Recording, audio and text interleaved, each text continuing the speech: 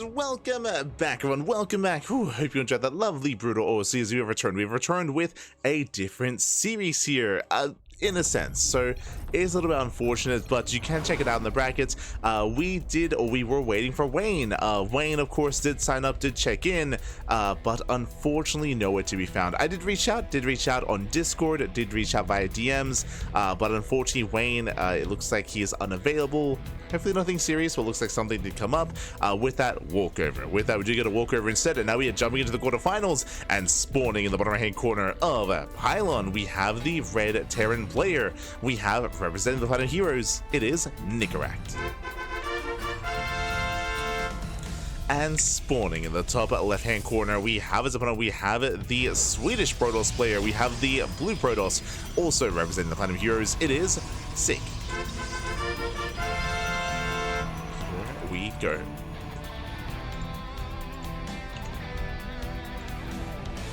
As we are going to be settling into our TvP. And we'll see what Sigge has to offer. Now, earlier, if you recall, I did mention how I think this is my first time casting Sigge. I don't really have much experience with the player, but I did notice them achieving a lot of accolades in other tournaments and doing really well and winning other tournaments. So I was curious to see how they would perform. Had a very intense series versus Prime, very intense. Went down to the wire, went down to the ace match, and even then, there were some base trades getting involved. But now, how does he compare to Nicoract? Again, Nicoract is a much more established player in the scene, definitely up there amongst the European Terran players. Nowadays, I would say Nicoract might even be top 5 Terran in Europe. Maybe top 4. Like, I'd have to think about it. But of course, there are players like Agedon who retired. Battle B likewise retired as well. Like, Battle B did not play in the EWC qualifiers. So without players like Battle B, without players like Agedon, when I think of the upper echelons of the European region, I think of Nicoract, and alongside him, I would probably place Milky Cow and Moja. I think those are the other active, like, big Terran names in Europe. Yeah, probably would be Milky Cow and Moja. So yeah. They'd be amongst each other, like just under like Spirits and Hero Marine. And yeah, Nicoract is doing quite well for himself. Again, Nicoract, especially when it comes to this matchup, I might go as far as to say that Nicoract's best matchup is TvP, Terran versus Protoss, where we have seen him take down players like Max, we've seen him take down players like Hero. Like, man, if you can take down Max and Hero, like, he's crazy, man. He's crazy. Aye. So we'll see how Sigge can stand up. Oh. Now it does pull away.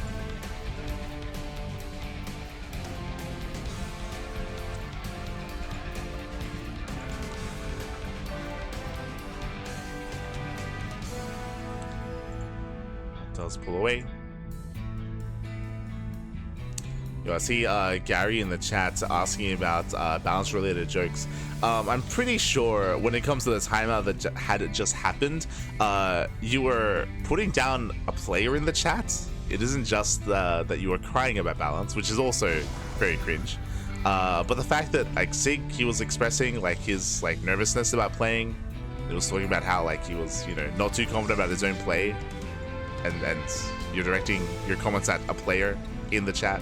Like that's definitely a lot different, and I hope you're understanding of that. I think trying to say the timeout was a power trip it's not based in reality. So watch yourself. As the Reaper Hellion does dive into the mineral line, so far 5 probes going down. Okay, 5 workers. Oh. Likewise, you have a 6 strong start here from Nicoract. Very strong start. Take down 6 workers and does beat out his Reaper Hellion, but it's worth it here. It's worth it to trade out. Again, Reaper Hellion doesn't scale well into a longer game, so to bust into a mineral line and to wreak havoc here, I mean, he may even just get another probe. Yeah, more probes going to be going down. We're not done. We're moving out with another Wood Mine drop as well towards the main. The aggression has not ended, and Sigge, he's across the map instead. He is across the map.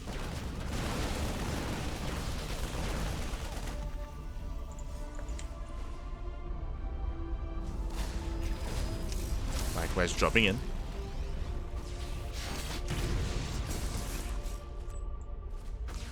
Gonna be dropping in, likewise getting a couple worker kills, likewise Reaper back into the main, okay, back into the natural even, getting up to 3, soon to be 4 probe kills as well. Oh, and this is getting out of hand. It's getting out of hand, and unfortunately, even though Sigge's across the map, these Stalkers are not really achieving too much. We have a bunker, we have a tank, we have Marines, we have an army in position that does shade into the main, and we'll get some damage done, but this pales in comparison.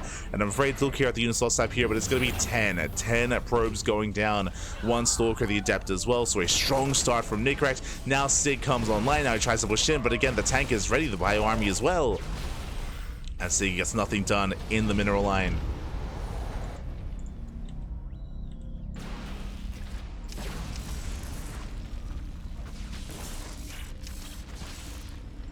So here, Widowmines, they do pop off once again. Ooh, not quite connecting.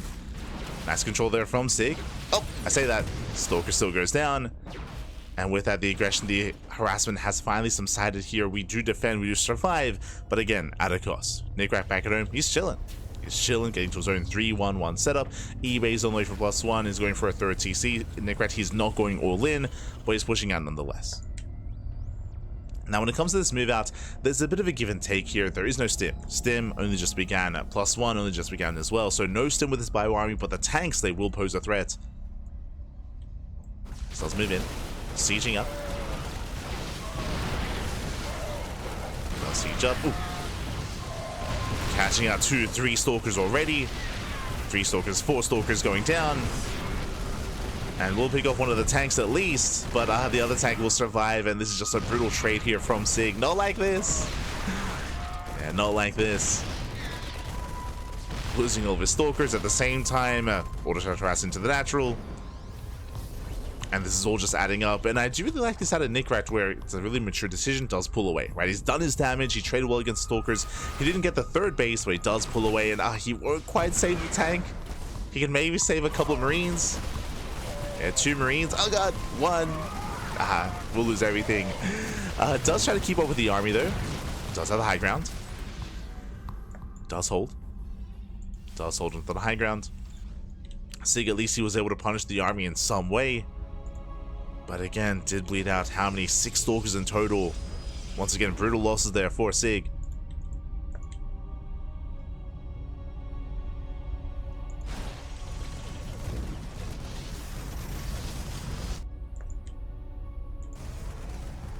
Likewise, dropping on left hand side.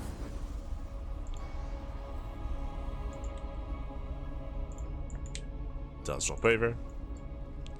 Likewise, 3rd base now being taken from Nicoract. Nicoract getting further ahead. Ideally, the Protoss wants to be up in expansion. That is not the case, not here.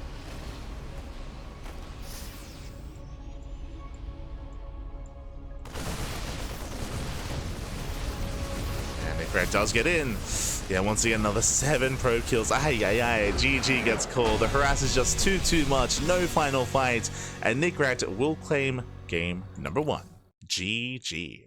Again, a strong showing here from Nicoract. It does take the first game, and again, Nicoract, he is stepping in as the favorite player here. Sigge, more of an up-and-coming player. As I mentioned, he has been excelling quite a bit when it comes to more MMR or semi-pro tournaments, and hey, did take down Prone, but here is up against one of the big names in the tournament, is up against Nicoract. And game 1 was a little bit brutal here. From the beginning, the Reaper, Hellion harass, the Widowmine drop, followed by the tank push as well. Nicoract did not hold back. He did not hold back. And it's not like he was all in, not at all, but he was applying so much pressure, and Sigge did have a really hard time keeping up. We'll see if he can recover. So we're getting into game number 2. Let's go. We're jumping into game 2. And we'll see if Sigge can try to stabilize here, try to calm down, and look to make a series out of this. As spawning in the top left-hand corner here of Persephone, we have the Red Terran player. We have the Red Terran representing the Platinum Heroes, leading the series 1-0. It is Nicoract. And spawning in the bottom left-hand corner, we have the Swedish Protoss player. We have the Blue Protoss representing the Platinum Heroes as well as their teammates. It is Sigge. Here we go. So again, game 1 definitely set the tone here for the series. Nicoract not holding back, not at all. And we'll see how we adjust here. Again, we're a little bit distracted at the start of the game, but now we're going to be able to settle in, do our initial racks opener. We'll see if we do go for a double gas opener or for a faster CC, for a faster expansion, into a more economic start. Likewise, we'll see if Sigge goes for a bit of a safer start instead, referring to 3-gate blink. Setting up back at home, and going for safety shield batteries. Again, it all began earlier last game with the Reaper Hellion. Getting, was it 6, 7 probe kills at the start of the game? I was like, it was brutal. And likewise, if you recall, Sigge was also, I mean, it was all emphasized because Sigge was punished for pushing out across the map, right? He moved out across the map, he was being a little bit too active. Wasn't quite worth it in the end. But now, we're settling in. So, economic open out of Nicoract, going for a single gas into a faster CC, delayed factory out of Nicoract. Sigge going for a standard opener himself.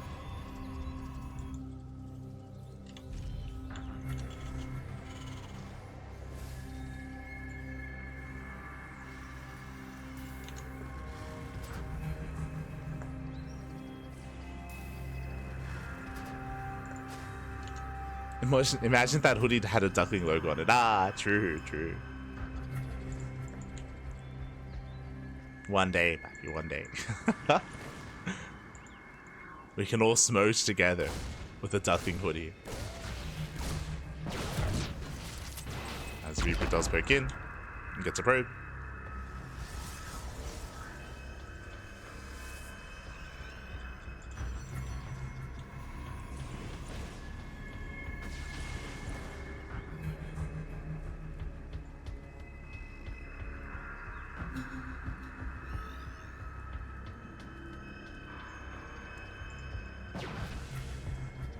Reaper is zoned away. Likewise, Twilight Count's opener out of Sigge, working towards Blink, and we'll see how many gateways we commit to.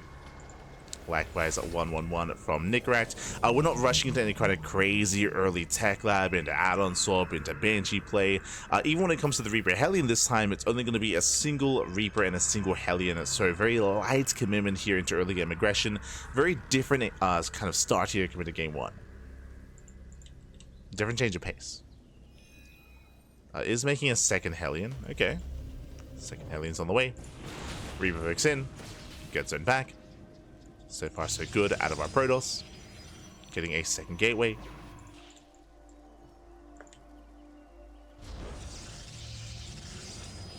Does hold on. Does deflect. Ooh, and we are going 2-gate blink. 2-gate blink into a third. Okay, this is a bit of a rarity nowadays. I feel like this opener has fallen off in favor of 3-gate blink, even 3-gate blink into sometimes a robo and extra gases on 2 bases into a delayed third.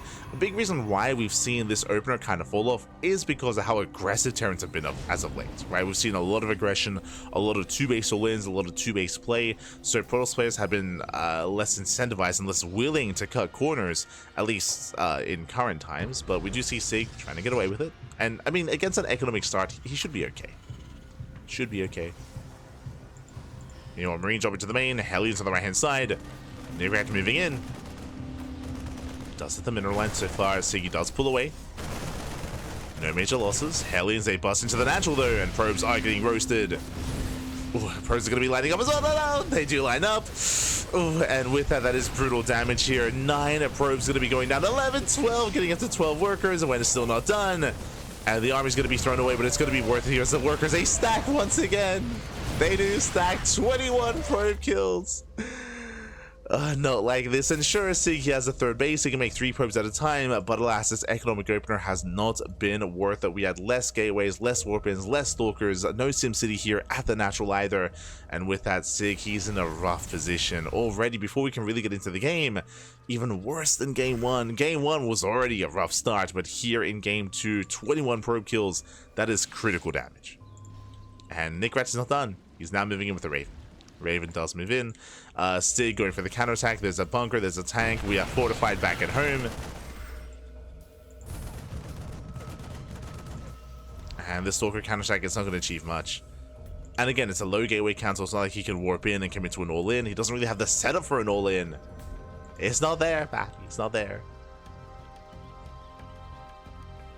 And from here, Nicoract can just chill. He can just calm down. I work towards stim, combat shields, build up his bio army, tanks are amassing, bunker on the way, or bunker's already done. And Nicoract should just be calming down until the upgrades kick in. We're waiting for stim, waiting for +1. Once they all finish up, then it's time to move out. Then Nicoract can push.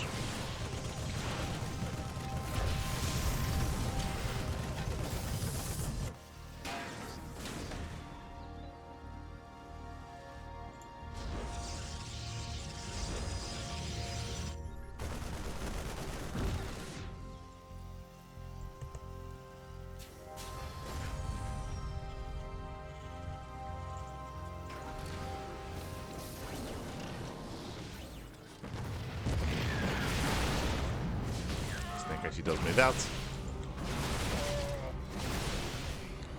Likewise, Siege, I mean, Sigge, he's doing a great job here when it comes to slowing down the army and picking away the Marines, but he can't stop this. He cannot stop this. Not after all the early game damage. GG gets called, and Nicoract, he will claim the series 2-0.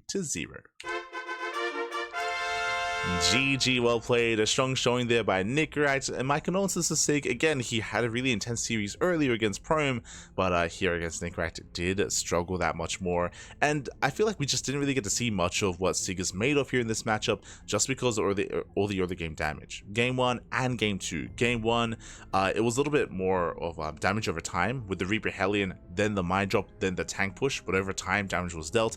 Here in Game 2, it was a more explosive start from Nicoract with the multi-pronged aggression, with the Hellion dive, Hellion run by, getting 21 probe kills. So before Sigge could really get into the mid game in either Game 1 or Game 2, he was shut down. He was crippled early on. GG. GG, well played. With that, Nicoract does advance on to the semi-finals, and we're going to be following Nicoract into that next series. ! Be in the chat to have a look at the back yourselves.